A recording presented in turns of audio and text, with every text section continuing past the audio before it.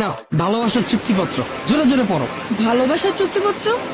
আমি মাহি ইসলাম মেয়ে পক্ষ আরিয়ান মুন্না ছেলে পক্ষের সাথে সজ্ঞানের রিলেশনে যাইতেছি। আমাদের সম্পর্কের মেয়াদ থাকিবে বিয়ে করা আগ পর্যন্ত। এর মধ্যে যে ছেড়ে যাওয়ার সিদ্ধান্ত নিবে অপরপক্ষকে 10 লক্ষ টাকা জরিমানা দিতে হবে, অন্যথায় আইনি ব্যবস্থা নেওয়ার সুযোগ থাকিবে। I love you. Voter ID কার্ডের একটা ফটোকপি আর 2 কপি পাসপোর্ট সাইজ ছবি নিয়ে আসো। আই লাভ ইউ টু কইতাছি, যাও। ভোটার আইডি কার্ড দিয়ে কি করবা? বর্তমানের রিলেশনের উপর আমার কোনো বিশ্বাস নেই। বিশ্বাস নেই ঠিক আছে বুঝতেছি, কিন্তু ভোটার আইডি কার্ড দিয়ে কি করবা সেটা তো বুঝতেছি না। আরে ভালোবাসার চুক্তিপত্র করুম। ভালোবাসার চুক্তিপত্র মানে? চুক্তিপত্র বুঝো না?